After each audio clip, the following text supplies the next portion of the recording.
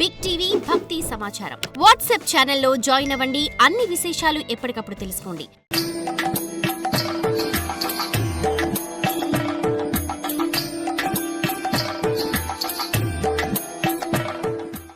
బ్రహ్మదేవుడు మొదట్లో మానస సృష్టి చేస్తూ మరీచి మొదలైన 11 మంది ఉత్తమ పుత్రులను సృష్టించాడు.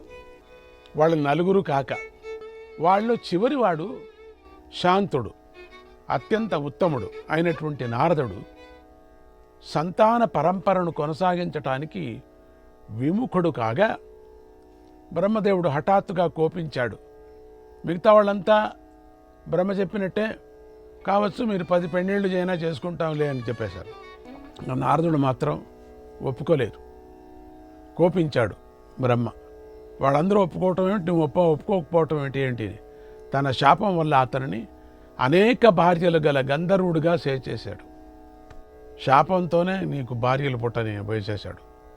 అట్టి ఆ నారదుని భజింతును అని పై స్తోత్రంలో నారద స్తుతితో పాటుగా నారద కథ కూడా కలిసి వచ్చింది. అక్కడ సంసార విషయంలో విముఖుడైనటువంటి నారదుణ్ణి బ్రహ్మ గంధర్వుణ్ణి కమ్మని శపించాడు. గంధర్వుడైపోని కింది జన్మాది.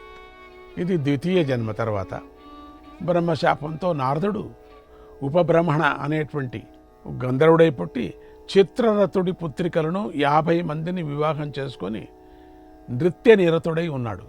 కానీ హరిభక్తి వదల్లేదు. నిత్యము కృష్ణలీలను కీర్తిస్తూ ఉండేవాడు. పుట్టుతూ ఉండగానే నారదుడికి హరికీర్తన ఉంది కదా. ఇక్కడ 50 మంది పెళ్లి చేసుకున్నప్పటికీ సంసారంలో పడినప్పటికీ కూడా కృష్ణుడి మాత్రం లీల ఆయన వదలలేదు. అంటే శ్రీహరిని కీర్తిస్తూనే ఉన్నాడు. కృష్ణ లీల కథ కీర్తనం విష్ణుమాయ పరవర్తనం.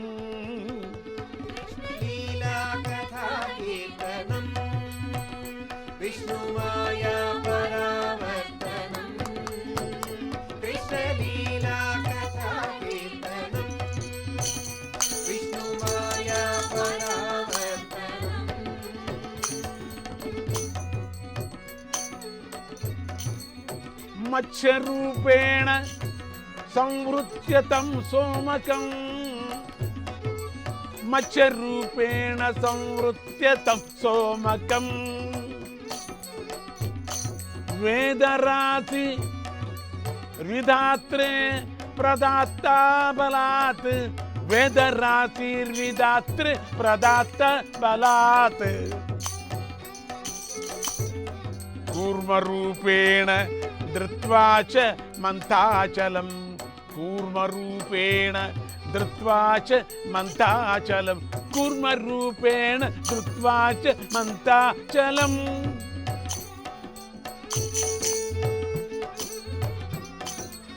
దివ్య పీయూష భాండం సముత్పాదితం. దివ్య పీయూష భాండం సముత్పాదితం. దివ్య పీయూష భాండం సముత్పాదితం.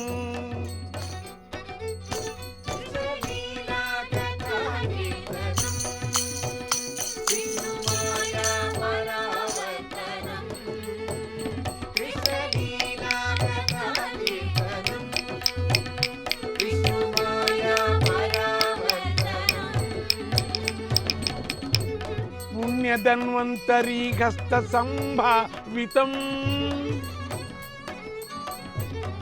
పుణ్యధన్వంతరీహస్త సంభావితం.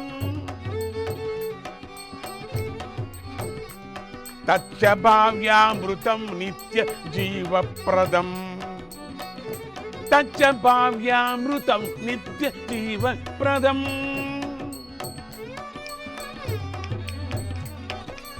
మోహినీ రూపమాశ్రిత్య లోకోత్తరం.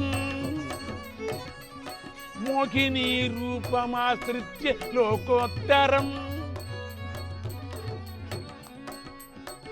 దేవవర్గాయ నమ్రాయ దత్తం జవాత్. దేవవర్గాయ నమ్రాయ దత్తం జవాత్.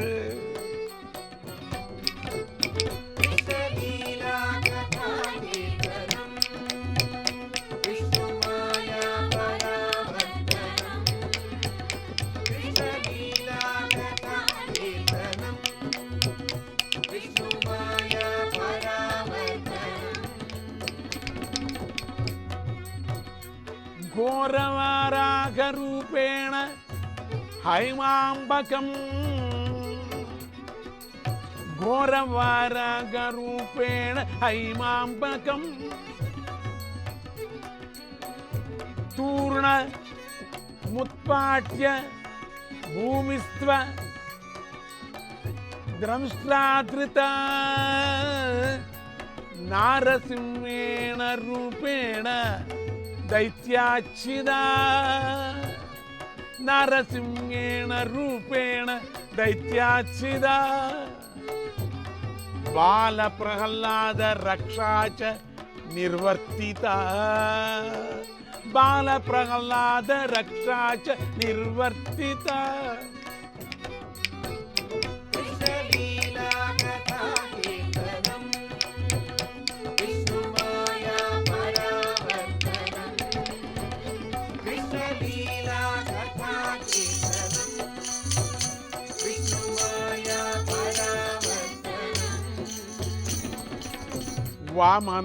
వామనాకారమాశ్రిత్య విప్రాత్మకం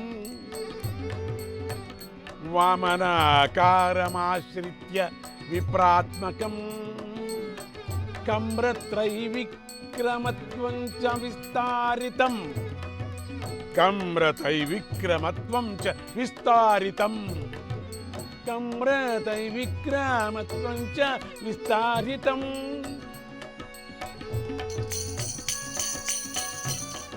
పూర్ణమాగత్య వైకుంఠ లోకోత్స్వయం పూర్ణమాగత్య వైకుంఠ లోకాత్స్వయం పూర్ణమాగత్య వైకుంఠ లోకాత్స్వయం నక్రనాశాత్ కృతం కుంభి సంరక్షణం నక్రనాశాత్ కృతం కుంభి సంరక్షణం నక్రనాశాత్ కృతం కుంభి సంరక్షణం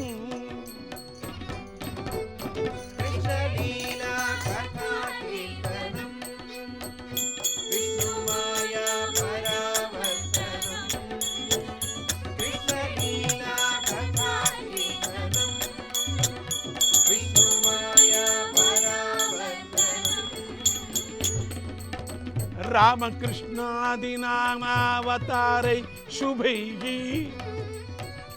రామకృష్ణాదినామావతారై శుభైః కపిలదత్తాది మౌనీంద్ర రూపైః పరైః కపిలదత్తాది మునీంద్ర రూపైః పరైః మోహమున్మూల్య జ్ఞానస్య వృద్ధిః కృతా మోహమున్మూల్య జ్ఞానస్య వృద్ధిం కృతా సచ్చిదానంద లక్ష్మీశ్చ లోకే తతా సచ్చిదానంద లక్ష్మీశ్చ లోకే తతా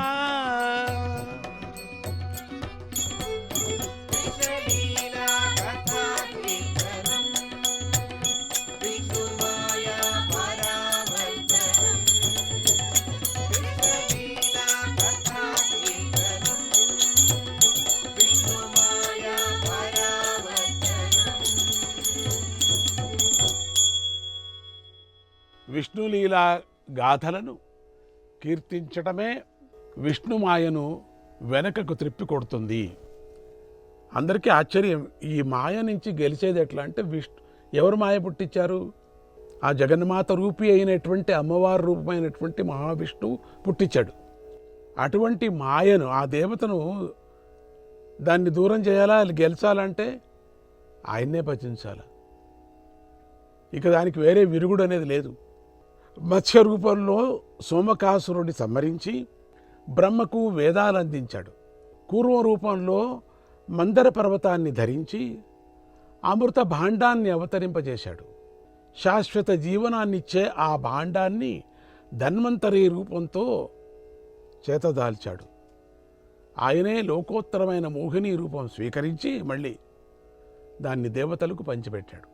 ఘోరమైన వరాహ రూపం ధరించి హిరణ్యాక్షుని సంహరించి భూమిని తన కోరల మీద మోశాడు. నరసింహ రూపంతో రాక్షసుణ్ణి హిరణ్యకశిపుని ముక్కలు చేసి బాలుడైన ప్రహ్లాదుణ్ణి రక్షించాడు. వామన బ్రాహ్మణాకారం స్వీకరించి త్రివిక్రమత్వం చూపాడు కూడా. వైకుంఠం లోకం నుంచి పరుగు పరుగున వచ్చి మొసలిని చంపి గజేంద్రుని రక్షించాడు.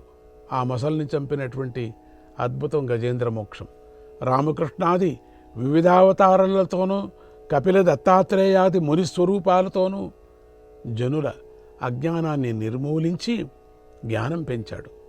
లోకంలో సచ్చిదానంద సంపదను విస్తరింపజేశాడు అని ఈ కీర్తన యొక్క అర్థం.